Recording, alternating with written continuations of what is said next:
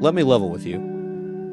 I admit, I haven't always cared much about side quests unless they're incredibly compelling on their own right, but that part of finding something new about the world you're in just hasn't always been there for me. Now don't get me wrong, I've done my fair share of From Software wall slapping, just like most of you probably have, but side questing never really spoke to me a majority of the time. I always felt like instead of world building in most cases, it took away from the main plot instead of kind of expanding what you're already given, and there are a few notable exceptions to this. Red Dead Redemption 2, Ghost of Tsushima, and strangely enough, what we're going to talk about today is this adorably unique game about a fox with a completely made-up language. Now that may sound like a strange third to the list given the first two, but to me, it's arguably the most important one here.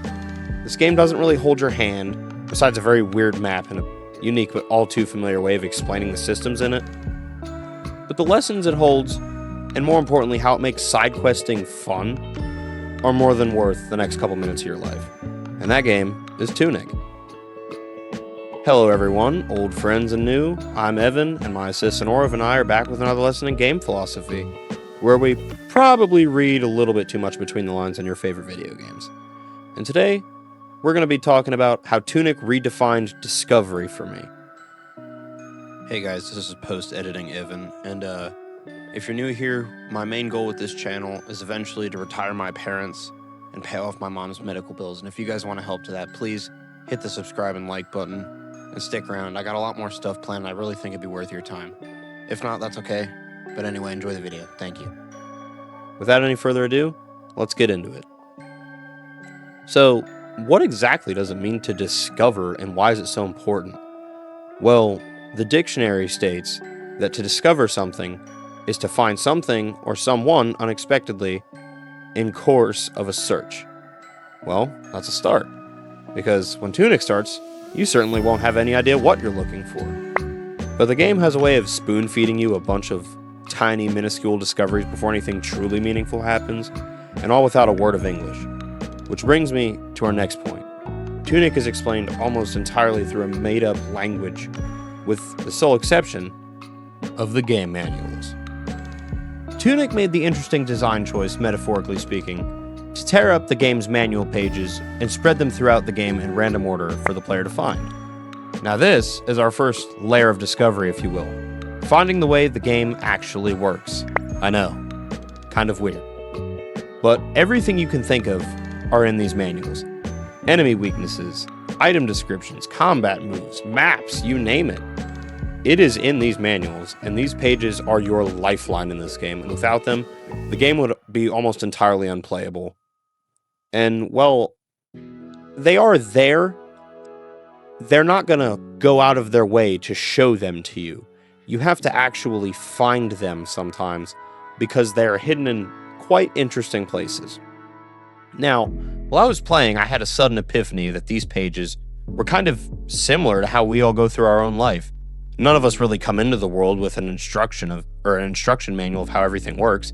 If you had good parents, you figured some stuff out along the way, but that doesn't change the fact that life is a game and the goals are entirely self-inflicted. Those goals are entirely interpersonal, and they are yours to find and work towards. I mean, most of us are still well into our adult lives and still don't understand how everything works, and that's okay. The ability to go out and challenge yourself with new ideas, new skills that you don't know anything about, maybe it's an IP if you're a big comic book nerd like me. A good example of this was last year I got really into Warhammer 40k, and that was a really hard one to understand for a while, but through repetition, I eventually figured it out. And I think that right there, that's what the joy of discovery actually is. Finding something you didn't know or understand. Think historically. Think the discovery of gravity, combustion engines, flight, electricity. All of these were monumental discoveries that we had no idea were possible. But through sheer drive and human will, we found these things out, not only as individuals, but as a society. And I think that's what Tunic is really trying, underlyingly, admittedly, like I said, read too deep, to push onto these. And Tunic's trying to show you that these secrets are at the tips of your fingers. All you have to do is look. Now that brings me to my next point. our discoveries actually made, and for that we have a quote. Andrew Guide once said, "Man cannot discover new oceans unless he has the courage to lose sight of the shore."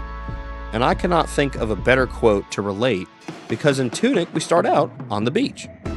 We wander in a bit, find some of our strange made-up language along the first game manual, and we're given some choices in regard to pathing. And this leads us to our second major lesson. How do we tell which way to go?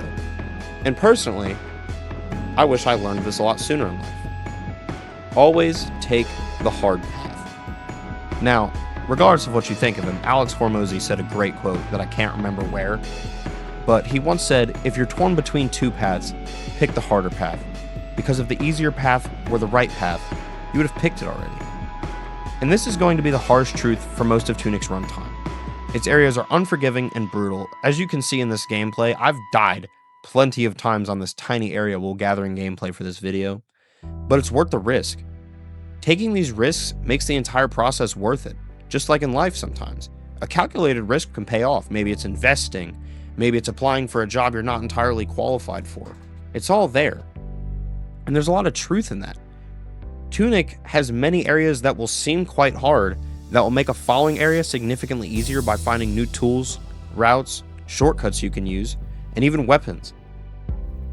And if you watched my previous video, you may recall my struggles with learning to drive, and how many failures it took for me to actually learn how to properly operate a vehicle. And Tunic's no different. No matter what way you go, what path you choose, at some point, you will fail, you will die. But you will learn, and you will also understand. Taking the hard path in Tunic and in life often yield the most rewarding result, not because of what the result in itself is, but because of the work you put in to ascertain it. And there is great and unmatched joy in that. In your personal life, in your video game life, in your professional life, paying off hard work is a great feeling. It always feels good to see your hard work pay off. I personally have never been proud of anything that was easy or didn't require patience or a little bit of a challenge to complete. And I think that's the lesson here. And I think that is also the lesson that Tunic is pushing in itself subconsciously. From where you start, there will always be challenges. You were never made to see it all from the beach. You were meant to strive through the forest, spelunk through the depths, and find out what you're going after. What you are striving for is what you are meant for. And these types of discovery don't just apply to the game and life. They apply to who are you? What were you put here to do? What is your purpose? Just like that dang T-Rex says. Discover it for yourself. Find out who you are and have the bravery and courage to discover. Not just the game, but you. And that leads me to my final question. What in your life is there finally for you to discover? Is it your purpose? Maybe your passions? Something you've wanted to do for a long time, but you simply haven't been brave enough to try? I want you all to discover something today. Well, ladies and gentlemen, that's going to wrap up today's lesson, but if you enjoyed it, explain to the like and subscribe buttons individually what happens between justified beliefs and unjustified beliefs, and which one of those you have. If you got anything from today's video, please feel free to push those buttons.